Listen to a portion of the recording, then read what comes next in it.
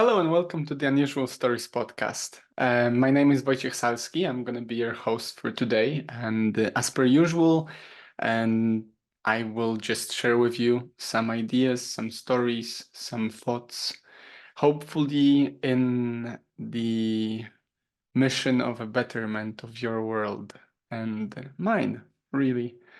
Um, First of all, welcome back to my studio. It's still in the making. As you might remember from last week, I've actually added a plant at the back. Hopefully, it looks cool. I don't know yet. It's not actually my plant. I borrowed it from Cuba as well, the same as the lamp. So I'm still figuring out how it's going to look like, and you can expect the changes to continue as we go. And in terms of the idea for today, and especially for this season in particular, I thought it would be beneficial to maybe explore the idea of applying for jobs and applying for a raise at your job if you already have one, and maybe changing jobs as well, getting promoted or changing a company. And this is because recently I've been having a lot of applications myself, especially as an upcoming graduate from master's degree. I'm applying for graduate schemes, and they are not very different from any other job applications. I will bring back as well my experience of applying for the job before Kuwait and how did that come about. And also, a number of my friends right now and family members are either trying to get a new job or just recently obtained a new job or are trying to get a raise or just recently got a raise. So I feel like all of those, topics are very interlinked, and ultimately I feel that they all stem from the same set of ideas, maybe about making your life a bit better, whatever you consider that to be, whether it's to get more remote work, maybe to get more work, to get any job at all, and also to improve your situation for the benefit of your family, your colleagues, yourself, and everything. So before we start, as per usual, I should not forget saying this. Please do follow or subscribe, whatever your platform offers. Make sure to share it with a friend if you found this episode useful or if you find this podcast useful. It goes a long way for me to get your let's say word of mouth vote of confidence. So if you feel like this is something valuable and you'd like to see more of it, please share it with the world. That helps a lot, especially on social media. I do try to post on social media quite regularly on my podcast Instagram account, but it only goes so far. It's very much a different story if someone else posts it. So be my guest. That would be wonderful. And thank you for your support anyhow. Thank you for listening in the first place.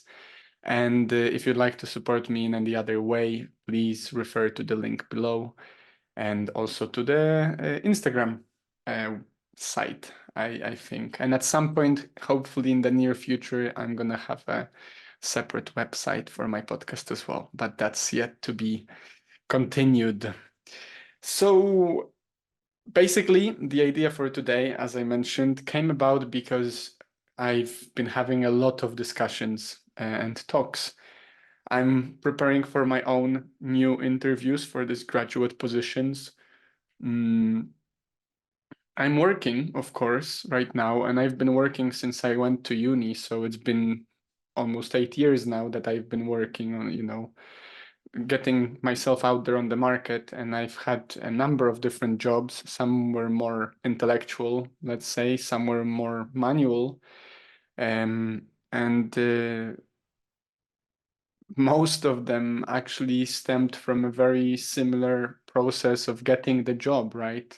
Getting either an application through or your foot literally through the door and talking to the boss. That's mostly with restaurants, jobs, and cafes. And of course, jobs that I've obtained through LinkedIn, for example, which was the business year job in Kuwait a year ago, 2 years ago now. So, I'm currently finishing my master's in the next few months. I'm applying for a graduate scheme, which I'll explain in a moment what that means in UK. I don't know if that's the same in your country.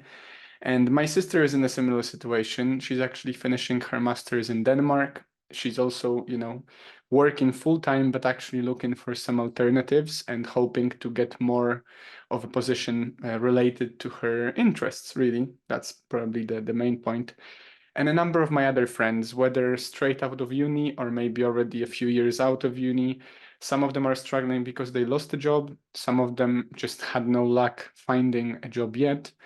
And so this idea and these thoughts, these talks have been going on for quite some time with a close pair of my friends who are my confidants, and I do meet with them regularly, talking about life in general. We're supporting one another. You've heard about this for sure on my mastermind episode. So please check that out if you want to refer to that. And I would definitely recommend you find yourself a space and someone that you feel confident in, confidenting in them, in confining in them as well, in terms of just becoming better in your life. That's just a different story. So yeah, check out that episode if you'd like. Um, and we've been talking a lot about the applications now. So as I mentioned, I'm preparing for some interviews. I've sent out a number of applications up until now. The way with UK system, which might be different from your own country, wherever you are, is that the graduate schemes applications start very early on in the year. So, for example, if you want to apply for a job to start in September, you're probably wanting to apply by December the year before or by January the year, the same year. So, for example, right now we are nearing the end of many initial applications for graduate schemes in UK, which is why up to date, I think I've already filled out around 100 applications and counting. And I'm already seeing some results. I'm already hearing some, responses, let's say. Most of them are, of course, negative, but it's a numbers game, and I'll talk about that in a moment. But all in all, the process is that sometime around March, you start in general having the interviews. And then, of course, there are exemptions to the rule, but in general, that would be the course. And then by the time you're finishing your dissertation or your exams in August, you have a good chance to know whether or not you are already accepted to start the work in September, October, or November.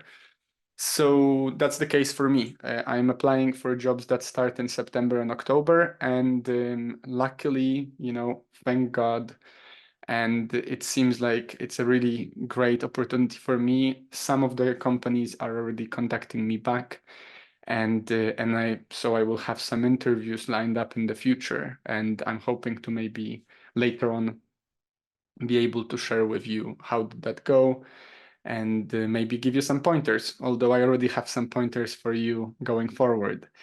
So in terms of other countries, it might be different. There are some countries that really emphasize internships. For example, Denmark has a system that is much more, as my sister explained to me, much more internships based. So these might be for free. But the benefit of living in Denmark as a student is you get certain grants to live, so you can do your uni and sort of not have to work as much as I do, for example, to pay for my life. And so I guess that's the exchange there, that the internships might be for free because the state is funding you as you try.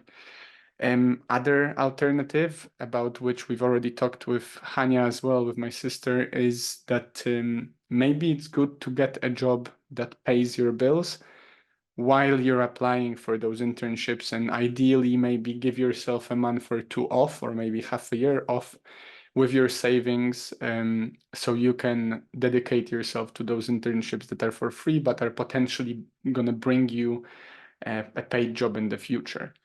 Of course, this is, it might not work for everyone, and it's not necessarily my plan at the moment, although I do consider in the next years, in the next few years, if I do get a job, when I do get a job that is well paid and develops me further, I will probably take some time just to work on that, and then maybe in 5 or 10 years' time, decide whether to start up my own business or do something else. So let's jump straight into it, I guess. I think at this point it would be fair to discuss maybe some tricks of applying. And as I mentioned earlier, I do consider, and I think many people do, consider applications for jobs as a numbers game.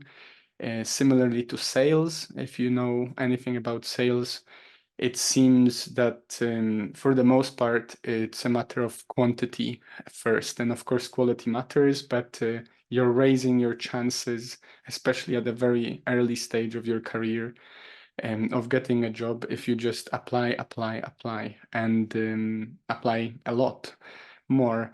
So this numbers game idea stems from the fact that probably, maybe if out of 10 applications, one will get some sort of feedback, then maybe out of 100, you'll get 10 feedback. And so out of 1,000, you might get 100 feedbacks. So, whatever your odds are, and of course, there are ways you can raise your odds, right? For example, having a really nice, neat CV, and writing a very tailored motivational letter that helps, or maybe having someone to reference you for that particular job that might be beneficial for your application, and maybe this will raise your odds in general.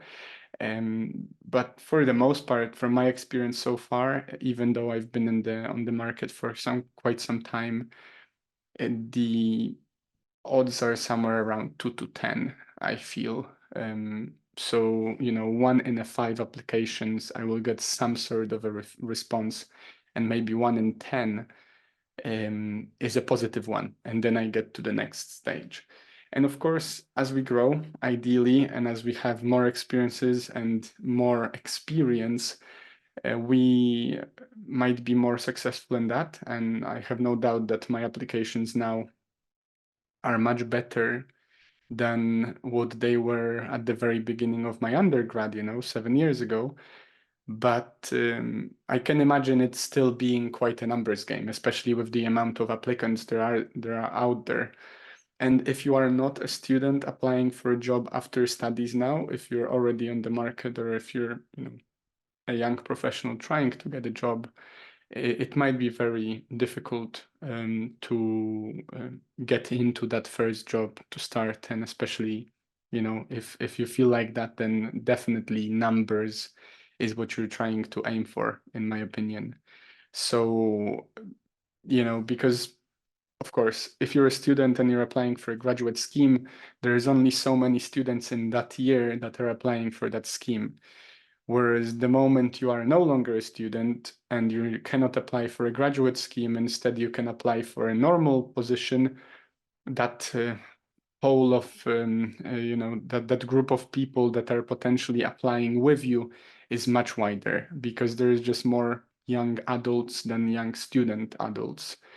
Or recent graduates out there at any given moment. So, it pays off to, I guess, apply when you're a student, or it pays off to find a niche in your applicant model that allows you to narrow that gap. So maybe if there are any jobs that are offered only to under 26-year-olds, for example, in Poland, there is this scheme that if you're up to 26 years old, you don't have to pay taxes. And that is also obviously comfortable for the company, because they can sort of pay you slightly more and they don't have to pay taxes on you, basically. So it's a win-win. But that means for the potential young adult, that it might be more beneficial to apply for those jobs to start with, because there is just a smaller group of people eligible to join that position. So the few things that I wanted to share with you here in terms of applying to jobs is something that maybe, maybe it's obvious. If so, pardon me and skip those few seconds. But I feel that definitely, if you know what you're looking for, it's great to design your CV and your motivational letter or your, profile on LinkedIn, whatever means you're applying through, to fit that particular position or that particular industry. And an application for a job in creative industry is very different, especially in the form of presenting, than an application for a job in a technical space. So this idea of maybe ensuring that if it's a creative industry, you have that portfolio ready, or you have that creative addition to it, some touches here and there. And if it's a technical one, make sure that your terminology and your skill set is underlined there, and that it fits this particular niche. And secondly, just think about the requirements themselves. Something that I've started doing recently, because I've been working with OpenAI more and more, trying to, even though I'm not that tech savvy, trying to utilize it a bit more and maybe streamline my thought processes, especially when it comes to organizing documents for myself or organizing some sort of data. I've started doing this practice of, like, I tell my AI assistant my particular skill set and sort of what I'm trying to put into the job application. Then I feed him, her, them the requirements and the skill sets that the company is looking for, and ask him, where can you see the connections here, just to make sure that maybe there is not only me trying to figure out those connections. And that really helps. And it helps me streamline this process, especially when it comes to high volume of applications. And so I actually talked with my friend Cameron recently about this, that especially with motivational letters, they all sort of sound the same, but they should be personalized, right? They should refer to the company and to the company's values, to the skill set they're looking for. And what you can do is you can ask your AI assistant to reframe your previous letter, and that's just a bit faster. It doesn't mean that it's not you doing the job. I would still urge you to read it through and edit it afterwards, and especially if this is the first time you're doing it. But over time, if you're using the same chat, I found that the AI assistant is really good at learning your style, and then later on you can sort of replicate your style over those applications. And so, on the 10th cover letter, I had to edit it much less than on the first or the second one. So that's something that might be of help for you. And finally, a very important thing that I've noticed, and I remember my coach back when I was in the student union also talking about this, is that whenever you're showing yourself off, whether during an interview or during a sort of a discussion about your pay rise, or on paper or online when you're applying, is to present your experiences instead of adjectives. And this is really, really powerful. A good example of that is, like, there is usually a classic question like that on an interview. Well, how how can you how can you present for us, or maybe how do you know and how do you reflect our company values, right? And you can just say in like a floppy kind of sloppy answer would be something like, yeah, I'm very good team worker, and I'm very diligent with my efforts, and maybe I manage the time well. The thing is, of course, you said maybe the things that they are looking for, but you didn't give them any reasons to believe you that, right? That those are just adjectives. Those are just like things or maybe skill sets that you have listed for yourself. But instead, what I would urge you to do is to tell them how you represent that skill or represent that sort of that adjective, right? So, for example, instead of I'm a great team worker, give them a story about a great experience you had as a team worker.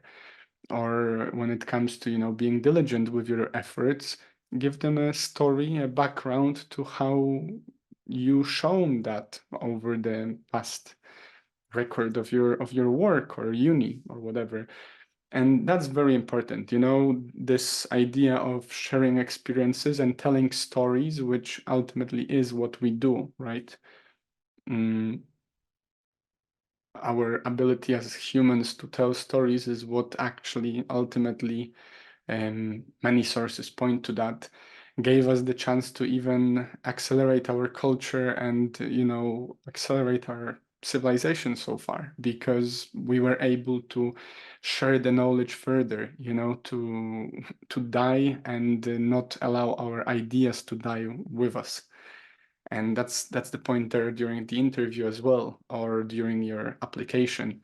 Make sure to provide them with examples. And similarly to your cover letter, if you're writing a cover letter for a company and for a job opportunity, whatever, that includes some adjectives that relate to their values, make sure to have a sentence or two about those, using those values basically, or those skills by yourself. And if you're doing it with your AI assistant, then make sure to let them know what you would like them to include.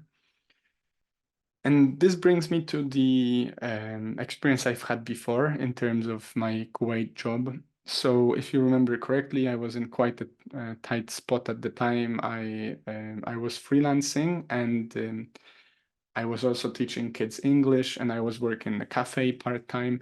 And then at some point it turned out that the teaching English in China job was no longer available due to some policies that China introduced. Fun fact for you, from 2021, I think, winter, it is no longer possible to teach children in China unless you are in China physically. And so I lost that job. And then another freelance assignment sort of fell through. It became no longer financially viable. A podcast for one of the companies that I was creating was no longer something they wanted. Basically, the stakeholders decided against it. And I found myself in quite a tight spot. I didn't know, where to go. And I was working in a cafe, but it was not getting me anywhere. So I was applying for jobs, and I think I've filled out somewhere around 200 applications before I landed that job in Kuwait, for which I'm very grateful. And that was a wonderful adventure, as you heard already.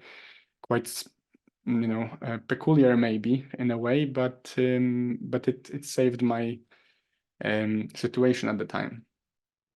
And that yet again hits the home idea of numbers game, right? It was a matter of applying, especially on LinkedIn, where you have the opportunity to click easy apply from time to time for some jobs. Applying was what got me that job ultimately. Of course, I got prepared for the interview, and it all worked out. But first and foremost, to get to the interview, you need to make sure that they have your CV, right? And I think at this point, maybe before we go any further with the raises and alternative opportunities and stuff, I just wanted to share with you those um, few more advice is um, one, the most important one being, do not get attached to those applications. I remember the frustration that I had back in 2022 When, there was one company and then another which got me through the first and second and even third stage of their process. And so I started making plans, as you do. And similarly, this year, I've already had some interviews and I've already had some applications being, getting back to me and then not working out. And I've already made some plans in my mind, of course, not selling a flat or whatever, not that I have a flat to sell, but more in terms of attachment. This idea from Buddhism, if you remember, that all attachment is suffering, or suffering stems from attachment. I think it's very true when it comes to applications and job search.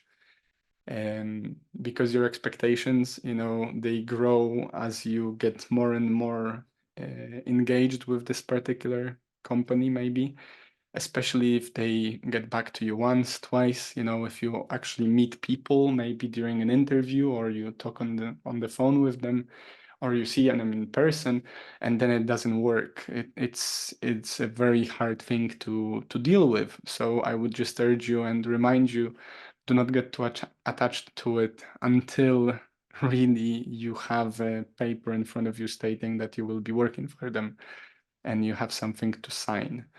I don't really think that even if they told you that you got the job, I would argue you should not get too attached until you see that contract in front of you, because it might just happen that something does not work out and you no longer can work for them.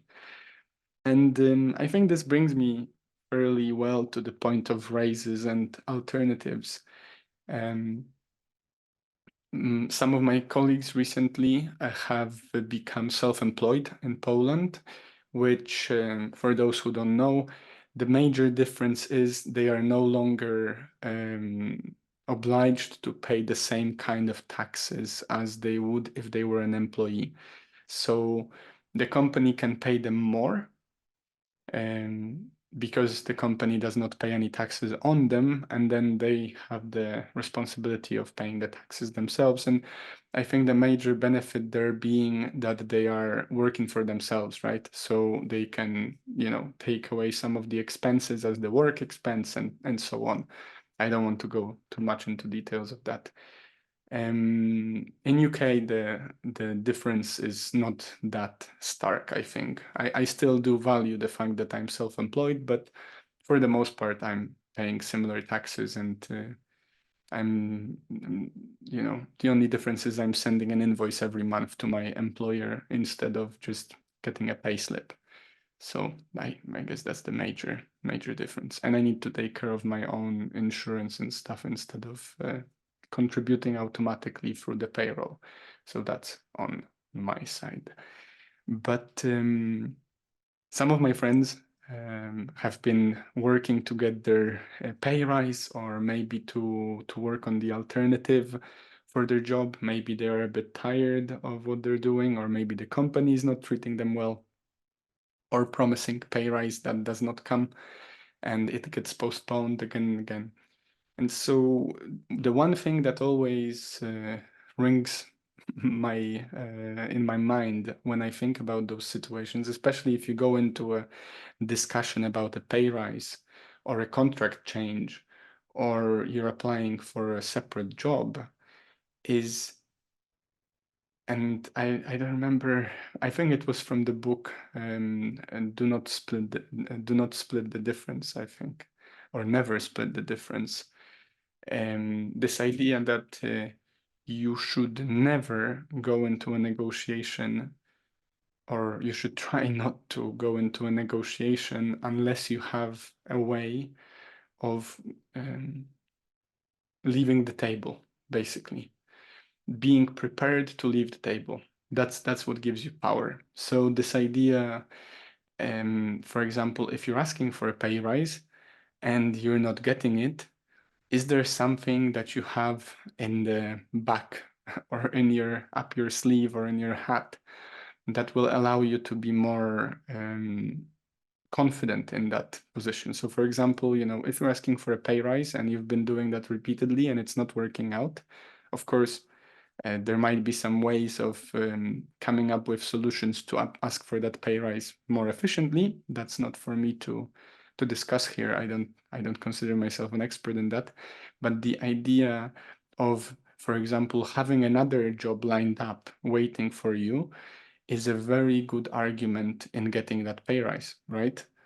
Because you're no longer, the ball is no longer in your court when you tell your boss that you have been potentially recruited by another company and they're willing to pay you more. And for example, you would like to stay, but only if this, pay rise happens. And I wouldn't consider it to be in any way a blackmail, because ultimately, the same way as you want something from your company probably wants something from you, right? And any good manager knows that it's a common knowledge, basically, that it's cheaper to keep your own employee than to train a new one. The training process, and that's why companies or organizations that have a high um, what word am I looking for? That have a low retention rate. So, a sort of high rotation rate. There is a better word for that. For their employees are less likely to save on costs, right? Because it pays off better to keep the same employee and give them a pay rise than to train one from scratch, especially if it's a specialized job. It's a bit different, right? If you're just shoveling gravel onto a car. I don't know, I don't have anything against that job. I've done that before as well, but it's a fairly simple job. And so training up someone to do it might not be as costly as training up someone to be a data analyst, especially if you have a very specialized company field related analysis to be conducted. And then therefore, if you want to find someone new for that position, then the available pool of people will be much smaller, and they will also likely be unprepared for your particular skill. So you'll have to train them, which takes time, resources, and costs money, basically. The bottom line is it's cheaper to keep you in. So if the company knows that you're actively talking with some other company that is potentially going to take you away if you do not get a pay rise, they are much more likely to reconsider. And of course, maybe they will still let you go because maybe for whatever reason they don't find you valuable enough to fight for you. But that's another story. Ultimately, when you go into that negotiation table, what I'm trying to say here is make sure to have an alternative lined up and do your alternative work before, because it's very different than if you go to a pay rise interview and you don't have any alternatives. Then, ultimately, they might just say no. And what can you do? Are you going to be angry and storm out and potentially even lose the job? And actually, a friend of mine had this situation play out, in front of her at her workplace. So there were two people on her team, and one was actively looking for an alternative job, and they were also quite trained already. So they actually got offered a different job at a different company. And the second one, fairly trained as well at this point, um, fairly experienced, but maybe not as much as the other person, was not that much looking for a job elsewhere, but she was definitely committed to getting a pay rise, right? Especially that they were on the same pay grade before. So she considered that it's about time that she also gets a pay rise alongside the other guy, I think. And so the story goes, the gentleman, applied for a pay rise. They told him, no, sorry, we won't give you a pay rise, and so he said he's gonna leave to the competitor, basically, one of the different companies.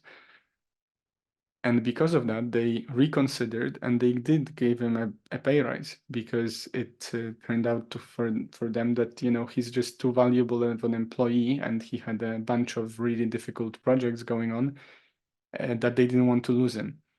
And then, that uh, other friend of my friend did the same, but she did not have any alternatives. So when I heard first that, oh, she's also going to be asking for a pay rise, I asked like, oh, so did she find some alternatives? And my friend said no. And I wondered at that point, like, no way they will accept and give her a pay rise just like that. Of course, maybe, for whatever reason, maybe they would, but it doesn't seem to me like a viable choice for the management to give a pay rise to someone just because they ask if there is no alternative. And ultimately the girl didn't get it, later on, luckily for whatever reason, everyone got slight pay rise and whatnot. But I think the conclusion here, maybe the lesson from this situation is do your homework in advance. Similarly to applying for a different job, before you go out there and make your demands, understand what kind of demands you can do, understand your market value roughly, which is not an easy idea, right? I think the easiest maybe way to calculate it, or at least the way that I calculate it, is I consider what my most recent employment paid me, and then assume that because I'm advancing my career and potentially because of my uni, I'm also advancing my ability slightly further, it should be slightly higher. And whatever that slightly means to you, I guess this is a good starting point for your homework. What you're going to do with that homework later is maybe consider what positions you're applying for. There is no point in applying for an executive position if you've never been a trainee even, but you might be able to apply for one level up in a different company than you are in the one right now, because that's a very viable choice. And ultimately, data shows that the majority of people that get a pay rise get it because they go to a different company, which is also why it's so important to have that alternative if you're asking for a pay rise in your place, because it's common to be accepted somewhere else and get a better job there. So, long story short, I guess, make sure to be prepared to leave the table of negotiation if need be.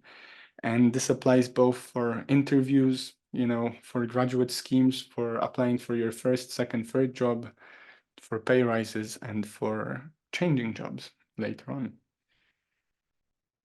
Then I have some other notes here, but I'm pretty sure that was covered. The one thing interesting, I guess, that I can share with you if you've not tried recently applying for big corporations is I found that the majority of the jobs that I'm applying for, there is some sort of psychometric test, and those tests are quite peculiar. They're interesting. They're made in a way that is supposedly um, allowing the employer to understand your character based on your choices. It checks you for a variety of skills and sort of emotional intelligent levels, and which characteristics are fit for the job and which aren't. And I found that over time, if you've done 10 of them, you've probably done all of them because they all seem um, very much so the same, and even though the questions might be slightly different because one was a delivery company and then another one was a production, something automobile company, and then another one was a cafe. Similarly, the majority of them have a very similar set of questions that is sort of checking you for your conscientiousness and so forth. So yeah, it's just an interesting thing. Maybe if you've never seen a psychometric test, then I encourage you to check it out. And if you are yet to join the happy folk of working out there, you're probably gonna see it rather soon. So For this week, I wanted to leave you with an invitation. Depending on your situation, of course, it might apply more or less. If you're retired, this is probably not going to apply that much. But since I know 75% of you roughly are not yet retired, I would like you to consider what kind of values would you want your potential employer or your company to reflect, or what is most important for you in your career or in the companies that you seek? Which is a really interesting question. I've been recently asked that during an interview, and it took me by surprise because ultimately, I didn't want to say it. I didn't say it then, but it seems to me that sometimes I'm applying for those jobs just because I need a better job, not necessarily because I have a choice. There is a saying, beggars can't be choosers. Of course, I have a job, so it's not like I'm a beggar, but in a way, I am when I'm applying for something that might be slightly above my um, possibility for now. So when the lady asked me, like, what are you looking for in a job? I stuttered a little bit. I was dumbfounded by that question, and I wanted to just allow you to be prepared for that. So this will also help you, of course, to find your way around applications in general, right? Because you know what you're looking for roughly, and maybe it's worth considering what exactly you're looking for. For example, do you value a lot of benefits from a company? Do you value working remotely, or would you like to work in an office? Would you like to work in a team or have a lot of, time on your own? Do you want to work with numbers? Do you want to work in a company that reflects some ethical values of some sort, or any particular cause you'd like to commit towards? Something that really struck me with one of my friends is that he's been working for a while in banking, and even though his career, in my opinion, or from a bystander's perspective, might seem very successful and very good, he's also been for a few years now struggling with this feeling of just wasting time. He doesn't see meaning in his work. So maybe, that's also a question for you. Do you want your job to matter? Do you want your job to feel like it's rewarding? And that's definitely what I had with rejoining this charity organization I'm in right now. There might be a slightly lower pay than in a usual corporate job, but there are other benefits. For example, the feeling of changing the world for the better, whatever that is. So, depending on your characters and your interests, these many aspects might come into play. And my invitation for this week for you is to consider which factors and what factors, to what degree do they affect what kind of a job you're looking for, or what kind of organization are you going to set up for yourself. So, so yeah, I'm really interested to hear about that as well. So I'm gonna try out some new model now from this episode onwards. Whenever I remember, please do share with me your answers if you wish, either on Instagram, send me a message, or maybe just send me an email or comment below the episode. Other than that, I hope that this was something valuable for you, useful, and I'll tag this episode as a maybe job seeking episode of some sort. And so you can always refer to it when you're preparing your next CV.